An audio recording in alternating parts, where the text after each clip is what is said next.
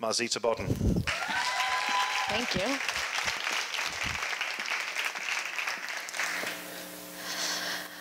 I'm not the type of person to swim with sharks or jump out of perfectly good airplanes or walk on rocks that are lit with fire.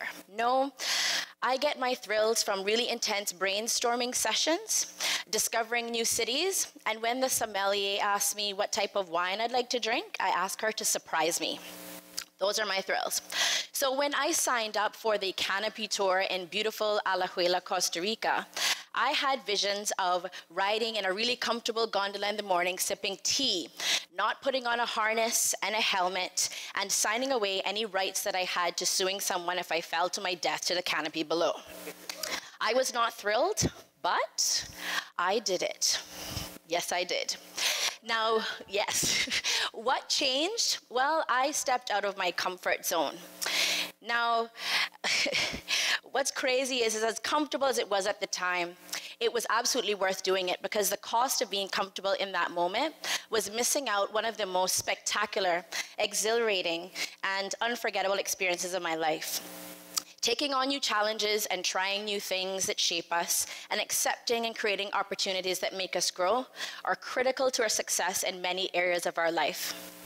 You know, at the office, you gotta wonder, what is the cost of being comfortable there? Well, an employee who is not challenged, an employee who is too comfortable is unhappy and is far less productive than their neutral counterparts by about 10%, and the happy ones by about 22%. Now imagine you work at a firm where you challenge your associates to bill 2,000 hours a year.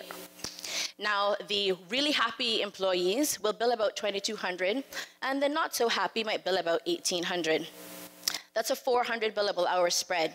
At $500 an hour, that is $200,000 lost every year on that one employee. You multiply that, you go up the ladder, the numbers are crazy. Production, potential, and profit. Those are the costs of being comfortable. When it comes to achievement, what is the personal opportunity cost of being comfortable? Knowing that we can be better and actually being better are two very, very different things. I mean, let's be real about it.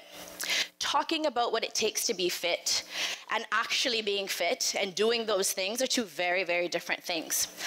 But you still got to push yourself. Now, I'm all for keeping your head down, eyes on your own paper, and, you know, staying in your own lane. But how often are we ever really racing against just ourselves? It's never really a race of one. You see, there will come a time where there'll be someone else who is almost as talented as you, but they have a fire burning within. And as Steve Jobs says, they're more hungry and they're more foolish. And when tested, we lose. We lose a place on the podium. We lose the client contract. We lose the annual global award. We lose the job, the promotion. We lose the seat at the boardroom table where we all want to be seen and to be heard and to be a part of the change. And then in life, what is the real cost of being comfortable there? John Bon Jovi says, don't be too comfortable because you will miss the opportunity to become who you want to be. Australian palliative care nurse Bronnie Ware had the distinct privilege of spending time with people who were in the last 12 weeks of their life. In her book, The Top 5 Regrets of the Dying, she commented that the #1 regret was, I'd wish I'd had the courage to live a life true to myself, not the life that others expected of me. When you try new things, even simple new things, or new ways of doing old things, you discover little truths about yourself. You get clarity about your purpose, and you get increased confidence and the courage to be who you truly are. Now, this is critical, because if you can't be who you really are, if you don't have the courage, regret, that's the cost of being comfortable. How are we to expect our employees, organizations, and key performance indicators to grow if we leave all this untapped potential behind?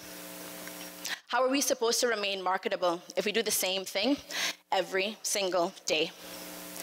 And how are we supposed to joyfully watch that final film as it flashes before our eyes near the very end, and the frames remain pretty much the same? My challenge to all of you is be a little bit uncomfortable. Be comfortable being a little uncomfortable. Try new things, simple new things. I mean, take a different route home from work. Speak to someone new during the coffee break. Read a new book every week. Write the book. Start the business. Go ziplining. I invite all of you to stand and take the uncomfortable challenge with me right now. Please stand. Let's go. Say your name. Oh, can we go back? Hit back, please. There we go. I do solemnly pledge to push myself to reach my full potential by being a little uncomfortable every day. Yes. You see, the cost of being comfortable is a life with limitations. And my wish for you, for me, for all of us, is that we never stop growing. And who knows, maybe one day I will jump out of a perfectly good airplane. We'll see. Thank you.